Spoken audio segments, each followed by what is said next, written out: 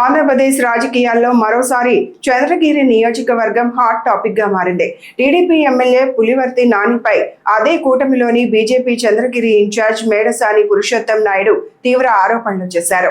అవినీతి, భూ ఆక్రమణలు, అక్రమ వసూళ్లకు పాల్పడుతున్నారని ఆరోపిస్తూ తిరుపతిలో నిర్వహించిన మీడియా సమావేశంలో సంచలన వ్యాఖ్యలు చేశారు.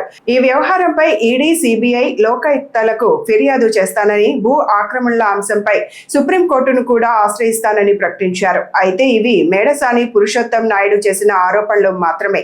ఈ ఆరోపణలపై ఎమ్మెల్యే పులివర్తి నాని నుంచి అధికారిక స్పందన రావాల్సి ఉంది.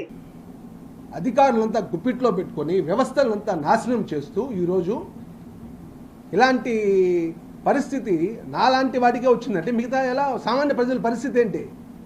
నేను అందుకే చెప్తున్నాను, మా అన్నల నాకు ఆల్మోస్ట్ చంద్రబాబు నాయుడు అన్నయ్య అవుతాడు. ఎందుకని చంద్రబాబు నాయుడు నుంచి ఈయనకి ఎప్పుడు తెలుసు నాకు తెలియదు, కానీ చంద్రబాబు నాయుడిని నాకు కాంగ్రెస్ మంత్రిగా తెలుసు. మా ఊర్లో కాలూరులో ఇప్పుడు శాప్ కళ్యాణ మండపం ఉంది. ఆ కళ్యాణ మండపంలో ఒక బావి పాడుపడిపోయిన బావి ఉంటే ఎండిపోయిన బావిగా కాంగ్రెస్ మంత్రిగా వచ్చాడు ఆయన, కోట్ల విజయభాస్కర్ రెడ్డిని తీసుకొని. అప్పుడు నేను స్కూల్ పిల్లోండి, అయినా నేను వెళ్ళాను. ఎండిపోయిన వేరుశనగ చెట్లు అంతా తీసుకొచ్చి చూపించారు. అప్పుడు చంద్రబాబు నాయుడు ఆ రోజు కలిసినాను. ఎప్పుడు మేము స్కూల్ స్టూడెంట్. ఆ తర్వాత నారావాళ్ళపల్లిలో, తర్వాత తిరుచానూరులో ఓపెన్ కళ్యాణ మండపం ఉంది కదా, ఆ పక్క తిరుచానూరులో ఉంది కదా కళ్యాణ మండపం, రేకుల షీట్లు ఉంటాయి కదా వెనకాల, దాన్ని ఏమంటారా, దాంట్లో మా అక్క పెళ్లి జరిగింది. మా అక్క పెళ్లికి ఆయన టోలప్ప గార్డెన్స్, మా అక్క పెళ్లికి ఆయన సినిమాటోగ్రఫీ మంత్రిగా మా పెళ్లికి వచ్చి అటెండ్ అయ్యాడు మా అక్క పెళ్లికి. ఆ తర్వాత నారావాళ్ళపల్లి మా చిన్నాన్న చచ్చిపోతే ఆయన ఇంట్లో ఉంటే, ఇప్పుడు ఏదైతే నివాస గృహంలో ఉంటే ఆ గృహంలో మా చిన్నాన్న నన్నే పంపించారు, ఆయన తీసుకొచ్చి భోజనం తీసుకోరాని.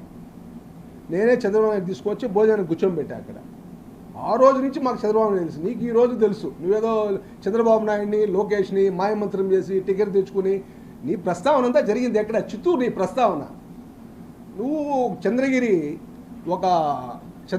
మీరు చూడు సక్సెస్ శ్యామోల్మంగా ఉంది చంద్రగిరి కాన్స్టిట్యున్సీ. మనకి ఎక్కడ చూసినా కనువులు అయితేనేమి అన్ని రకాలుగా ఇలాంటివన్నా కూడా ముందే మీరు ప్లాన్గా కన్నేసుకొని చంద్రగిరిని ఓన్ చేసుకోవాలని నువ్వు ఇలాంటి కుట్రపూరిత రాజకీయాలతో చంద్రగిరిలో అడుగు పెట్టావు. ఓకే మంచిది, నువ్వేదో సంపాదించుకో, నువ్వు ఎలాగ సంపాదించుకో. అయినా కూడా ఇక్కడ పరిస్థితిని చాలా దారుణంగా మార్చే పరిస్థితి కనపడుతుంది. చూస్తున్నాం ఈ మధ్య.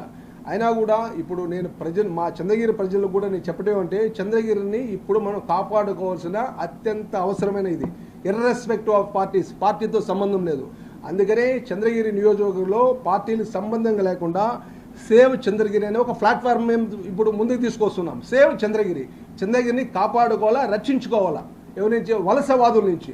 ఈరోజు ఈ వెంకట మణి ప్రసాద్ అనే కుటుంబము గజనీ గోరి మహమ్మద్ల చిత్తూరు నుంచి వచ్చి చంద్రగిరిని దోచుకొని ఎక్కడెక్కడ వాళ్ళు పెట్టుబడులు పెడుతున్నారో మీరే వేసుకోవచ్చు. ఈరోజు ఆయన కొందరితో నా మీదే చెప్తున్నారు. నిన్న మా అధ్యక్షుడు కూడా నాతో అన్నాడు, ఎమ్మెల్యేని మీద కోపంగా ఉన్నాడు, వైసీపీ అని ప్రచారం చేస్తారు. ఈరోజు ఛాలెంజ్ చేస్తున్నా, ఈరోజు ఈ ప్రభుత్వాన్ని ఛాలెంజ్ చేస్తున్నా. మీరు విజిలెన్స్ కమిషన్ వేయండి, ఇంటెలిజెన్స్ రిపోర్ట్స్ తీసుకోండి. ఎవరు వైసీపీ? నేను వైసీపీనా? ఈ వెంట్రుక వాసి చిన్న పని అయినా ఈ వైసీపీ గవర్నమెంట్లో నేను చేసుకున్నానేమో ఛాలెంజ్ చేస్తున్నా. గత ప్రభుత్వంలో చెవిరెడ్డి భాస్కర్ రెడ్డి నా భూముల కన్నా నన్ను ఇబ్బంది పెట్టాడు. ఇప్పుడు కూడా భూములు తెగల విషయంలో చెవిరెడ్డి భాస్కర్ రెడ్డికి నాకు అంత గొడవలైన భూములో ఆ వైసీపీ క్యాండిడేట్ల వల్ల. అందుకే మేము ఎలక్షన్లో కూడా నిలబడ్డాం. ఆ రోజు మాకు ఎన్ని థ్రెటన్స్ వచ్చినా కూడా వైసీపీని ఎదుర్కొన్నాం. ఈరోజు మమ్మల్ని ఇలాంటి పరిస్థితి, ఇబ్బంది పట్టే పరిస్థితి ఈ స్థానిక శాసనసభ్యుడు చేస్తున్నాడు. ఇది ఎంతవరకు సమంజసం?